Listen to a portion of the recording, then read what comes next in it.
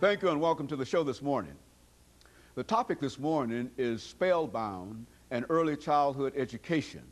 And we're fortunate to have with us the author of Spellbound, Miss Mary Williams, who is an author in Nashville, Tennessee, who will not only talk about Spellbound, but she will give us some information relative to early childhood education, having been involved in early childhood education for many years in her own career. And of course, Ms. Williams, let me welcome you to the show this morning. Thank you. And to tell you how delighted, Ms. Williams, we are to have you with us this morning.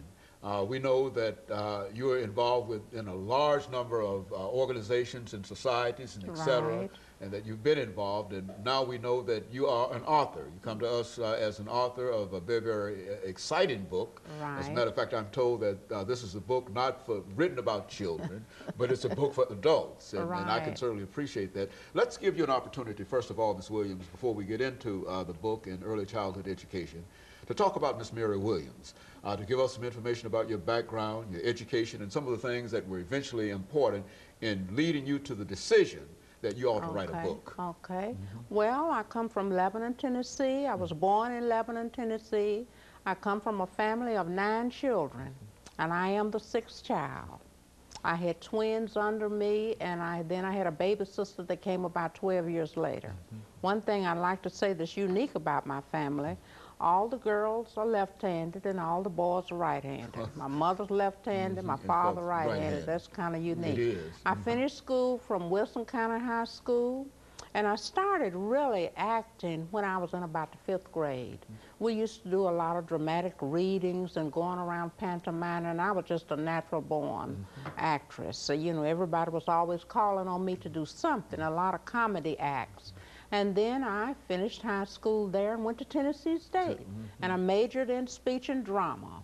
And of course, a major in speech and drama, you know, you participated in a lot of plays and many other activities related to drama. And when I graduated from Tennessee State, I started teaching, of course. And I started teaching in Memphis, Tennessee, and did 1 year. But because we had to go early in the summer, and that they had to stay out of school for a little while to do something. Split session. Was that split session? I think so. Yeah, split session. We had to do the split session. So I taught seniors in high school there, 1 year, English and French and so forth. Then I came back to, moved back to Nashville. My husband and I were married then. Moved back to Nashville, and we had 2 girls. And we have 2 girls now. And then I started teaching in a religious school at Nashville Christian Institute, taught there for 5 years, and then started with Metro. Started teaching 6th graders, and I went back to TSU, and I became certified in elementary education. So that's how I moved into elementary education. So the whole time that I have been teaching, I've always been a storyteller. So I've always been able to motivate my children to learn through storytelling. Even though it was told in all the courses that this was useful, I was using it anyway. This was a part of me. So I have been able to, after working with 6th graders, and I came to Aiken and teaching 2nd graders, and I was a reading specialist for a while. I worked with the children in the inner city. And all of this that I did with the kids, I was able to get the information over. It didn't matter the background. It didn't matter the amount of money that the parents had. It didn't matter whether they were on welfare or what. They could all get the same information. Methods. Right, the same method, and they would, it may take one child a little bit longer, but that child would finally get it, and they were motivated. And they could remember it through storytelling. So, and I would sometimes shock myself because I could read a story and the whole class would just, you know, Just in awe, spellbound. spellbound. You know, and I that's could, good. So I said, these kids, and I asked a psychologist, and she said, there's something about your voice. She said, something about your voice that you just kind of mesmerize these kids. And I said, well, maybe it is. Even a child the teachers had complained about that were acting up in their room, they would come in my room, they just, you know, and then I would ask the questions all about Thomas Alva Edison. They would remember all 3 names. And that, you know, they know if I said his middle name was Alva, then they knew. They remembered that because I used a little drama to get it over to them. So I decided that later on after I retired, and I taught there for a number of years and used this particular activity to get over to kids. If I was teaching verbs, social studies, it didn't matter. I would use the same thing. That was a method that you used. It was a method that I used. And then I started writing years ago, but I decided to use this method to write a book and figured that if I started out with the high interest level and low level reading in order to reach all the kids.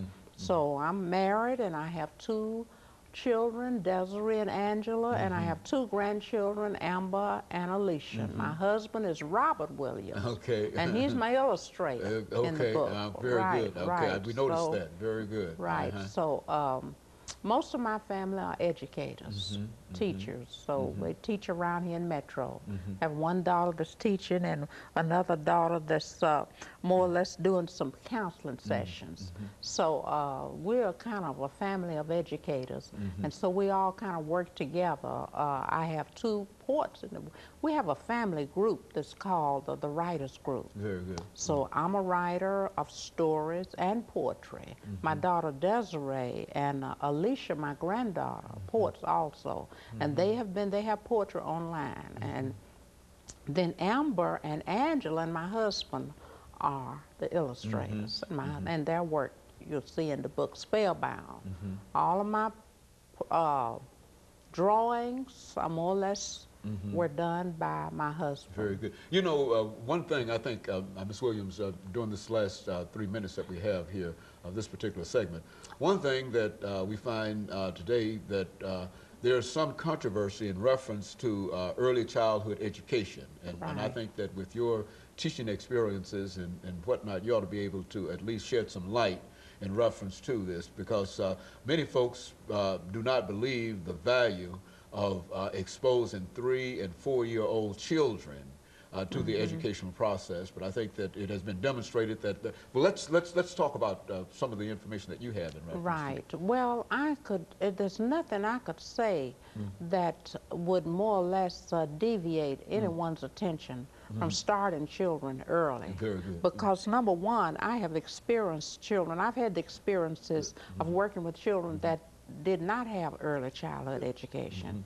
And that's one reason with the test, the kids falling down on the test, because they don't know how to take a test. You know, they haven't been around other kids. They haven't seen, it doesn't matter how the parent at home and the children at home, they're still not going to get the same learning that they would get with a group of children. I have observed the children in daycare, even in daycare, you know, how they seem to respond to standing in a line and raising their little hands up and sitting down short periods of a time.